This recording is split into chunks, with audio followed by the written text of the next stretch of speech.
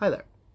Just a few days ago, Matt Easton of Scholagladiatoria made a video about medieval knives versus medieval daggers. And like I told Matt, I basically agree with everything he said, and then some. So this video is basically an expansion on some of the points that he made there. I have provided a link below to that video, and I actually suggest that if you haven't seen it, please go and watch it, because it's both good and it might bring what Matt would like to call context to this. So basically, the first point he made that I would like to address is he made the point that utility knives like kitchen knives and they were probably more common in medieval knife violence than daggers, even though of course in medieval Europe it was socially acceptable to carry daggers almost everywhere. The pure availability of utility knives makes it much more likely that they were used in more, that they saw more action, if you like. And that's a good point, and I'll come back to that a bit later. But the other point he made, which I will spend a bit time on now, is the fact that rondel daggers, like this is a cold steel plastic trainer of, is the kind of dagger that's featured most heavily in the medieval manuals, even though like bollock daggers are much more common in archaeology. So for some reason these masters, the authors of these manuals, chose to show rondel daggers a lot. Now Matt has spent some time speculating why. The only thing I have to add to this is perhaps the feature of tactical. Just like some people today want to have an AR-15 that's kitted up to look like it belongs to a SWAT team, doesn't mean that person really needs it. It's about, they actually think it's cool. People who are not in the military and are not going hunting right now might wear camouflage. It's not because they need to disappear.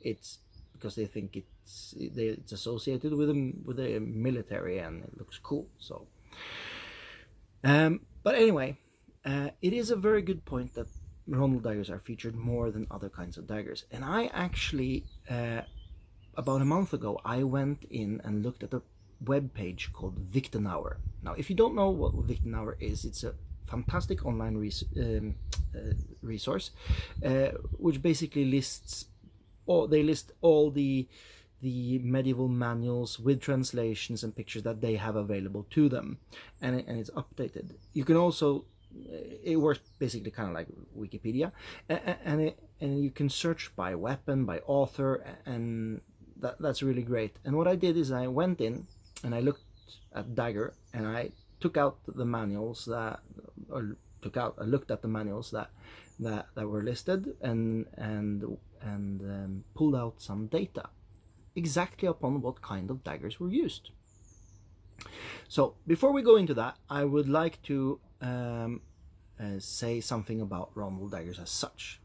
Now the first thing to say is that rondel dagger is not a medieval term. It's a modern term. In fact, it seems that the need for terminology is quite modern.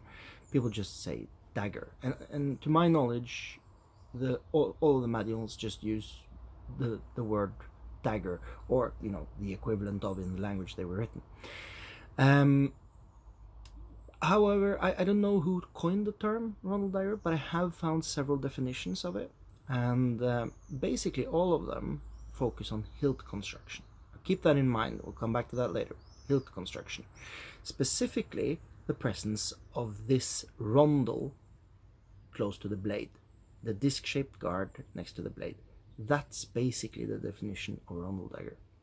It may have a disc here, it may have a pommel here, and this disc can be smaller or bigger than this disc and vice versa, but basically that's what defines a rondel dagger. Now beside the definition, we can say something about the tendencies for some of the blades, but that's more of a tendency than than a definition. So what defines a rondel dagger is basically this part. About 55%, don't correct me exactly on the number, but roughly 55% of the surviving examples have do not have functional edges. That meaning they are like this one, triangular section, they can be square section, they can be diamond section. So a small majority, if you like, lack a functional edge, meaning a large minority have a functional edge. So keep that in mind as well. Now, when I went through my study, if you like, of or my compilation of the data from Victor, what I found was that there was 24 manuals that were dealing with daggers. I excluded one of them because it basically dealt with rapier and dagger, and it was just listed under dagger, so it was just listed wrong, if you like. And there were some that didn't have illustrations.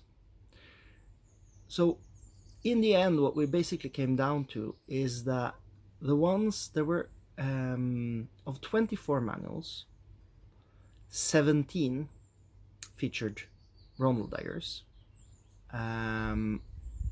One exclusively did not feature rondel daggers, and that's Marozzo. And the other of the 17 that did feature rondel daggers, 8 of them also featured other daggers. There is one that I would like to bring up, Fiore. Now, Fiore's illustrations are notoriously poor on detail, alright?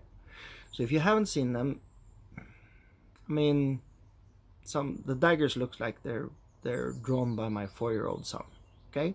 So sometimes to guess what kind of dagger is supposed to be depicted isn't really that easy. Sometimes it's very obvious that it's a rondel dagger, but sometimes it's like, could be a rondel dagger, could be a bollock dagger, could be a quillon dagger. It's not easy to say.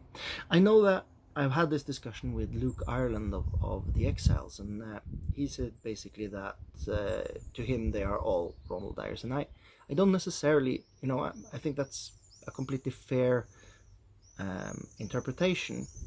Personally, since when I made the compilation, I just said it's hard to judge, so I'd rather say might be all other kinds of daggers as well, but I don't really have a problem with saying that it might also be just rondel daggers. So anyway, onwards, what we do see is a few interesting things. For example, one of the manuals that exclusively deal with Harnischfechten, that is fighting in armor, does not exclusively show the use of rondel daggers, which is a bit surprising to me actually, because rondel dagger is like famous for being the anti-armor dagger, whereas it wasn't the only one featured. Other points that are interesting, I think, is that when in 3 or perhaps 4 of the manuals that I went through that do feature rondel daggers actually don't feature rondel daggers as such. They feature rondel trainers. Okay, and we can see that because they actually have featured this little similar ball like this. Now, up until recently, I knew that some of them were made of wood, and that was a fair assumption that they were. But then Mr. Roger Norling of Göteborg Frifäktargille, he came across a version of Meyer's manual from Leipzig. I believe it was Leipzig.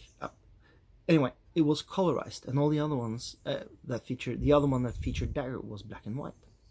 And this was really interesting to me, because what I could see is that every time there was a Ronald dagger trainer, it was colored brown.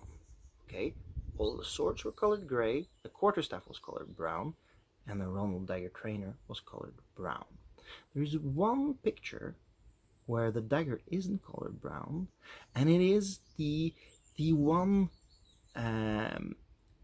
depiction in that manual that both me and Roger have been speculating probably isn't a rondel dagger but some other kind of double-edged blade, and this kind of confirms it because it's colored gray and it quite obviously has two edges. This was pretty obvious earlier as well, but now it's colored gray, so it's very obvious that the artist wanted to show that this one was made of metal and the other ones were made of wood.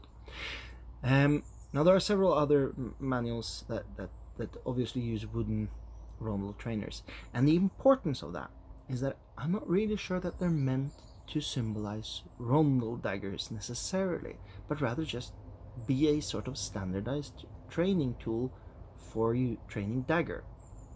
Now, why do I think that? Well, if you're going to make a wooden trainer, so the one thing you want to have from a wooden trainer is you want it to be safe. Okay, that's the whole idea of using a trainer, not using a live blade. So you want it to be safe, and the best way of making it safe is to make it in one piece to avoid critical failure. Now, if you make a dagger, if you want to make a training dagger that was shaped like a quillon dagger, you'd have to make it in more than one piece, and that would increase the chance of failure. And remember, when wood breaks, it becomes really sharp, so you don't want that from a trainer.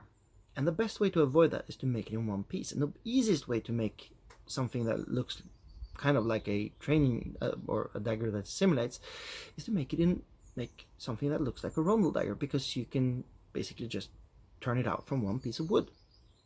It's relatively easy to produce.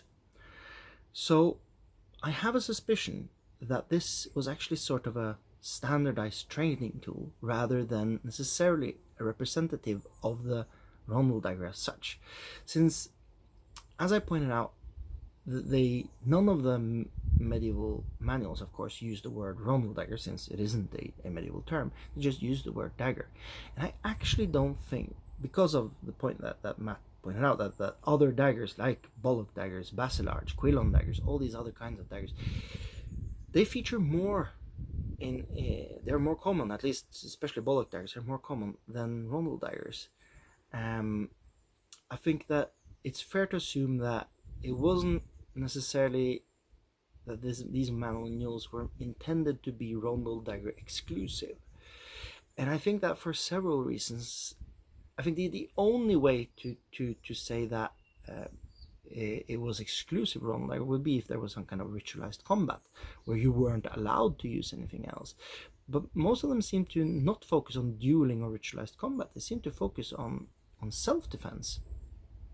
And if it's self-defense, the first rule of self-defense is you might choose your weapon, but you don't choose your opponent's weapon. So I'm sorry, even though if you choose to have a rondel dagger because you want to display your status or something,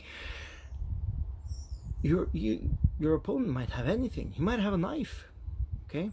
And this is and I think this is something that was very obvious to these authors. They weren't idiots.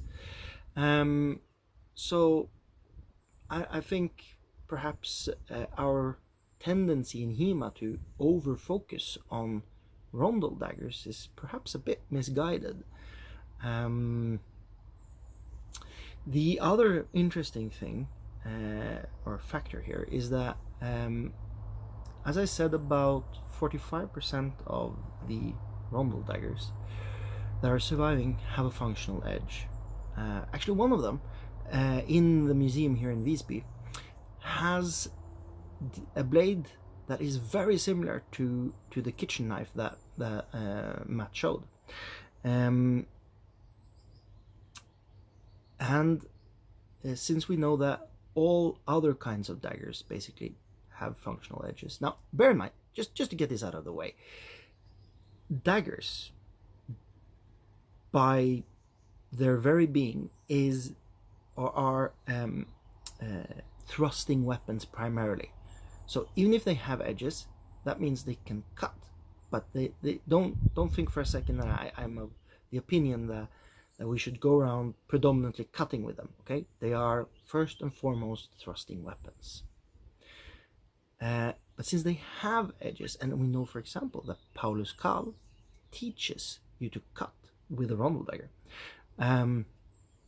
so we should keep the ability to cut in mind.